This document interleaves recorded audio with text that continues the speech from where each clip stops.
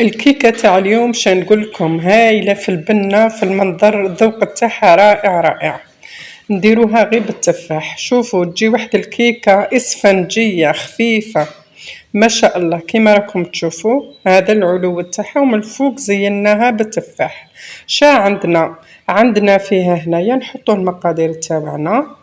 نجيبوا 3 بيضات، يعني 3 بيضات في درجة حرارة المطبخ. نديروا لها قرصة ملح، رشة تاع ملح.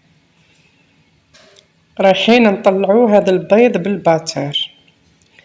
كيما قلت لكم البنات، حطوا البيض مع السكر مع رشة الملح ومغرف كبيرة لافاني، ونطلعوا هذا البيض مليح حتى يبيض معانا الخليط. نبقاو نخلطوا حتى تشوفيه بيض كيما هكا، باش نزيدوا المقادير اللي بقاو.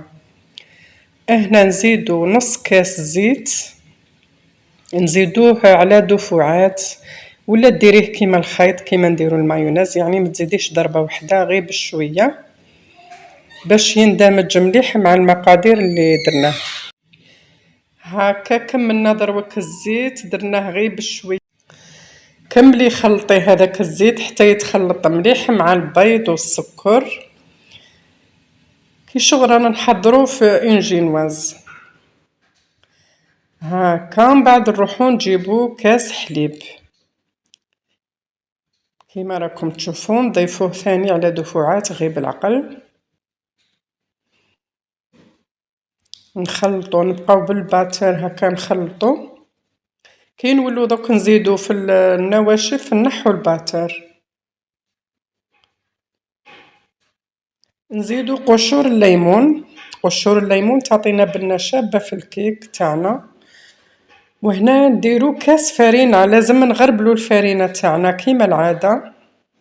درت الكاس الاول غربلتو، نزيد نخلطو شويه هكا وبلا ما تكسري البيض تاعك، يعني حاولي تدخلي الفرينة غير بالعقل باش ما تهبطلكش يعني با ما يتكسرلكش البيض.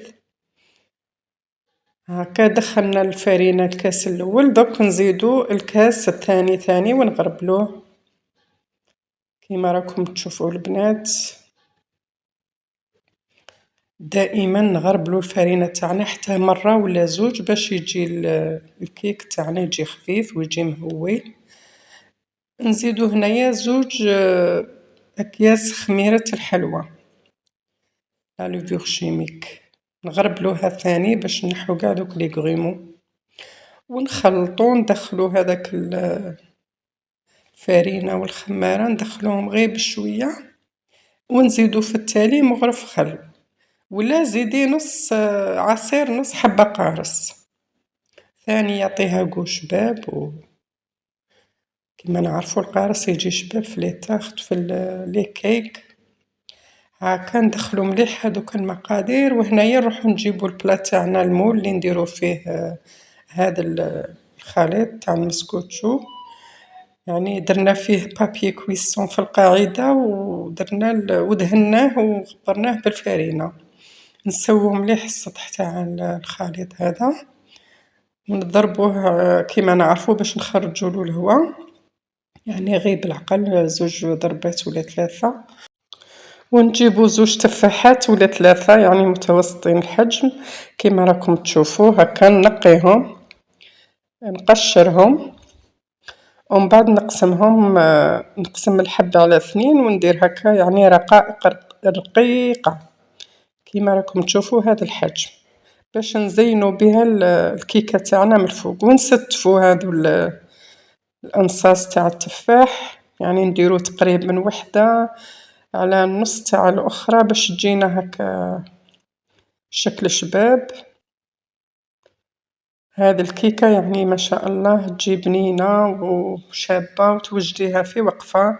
هنا زدت كيما راكم تشوفوا من الفوق درت لها شوية لافاني وشوية سكر بيعطينا لون شباب، ودخلتها على فرن معتدل الحرارة 170 درجة. طيبتها من التحت ومن بعد من الفوق دخلت هكا موس كي شتها ناشفة طفيت عليها وزينتها بشوية يعني سكر رطب ولا تبغي ديريلها شوية مشماش ولا عسل من الفوق هاكا، وهذه هي الكيكة تاعنا راهي واجدة.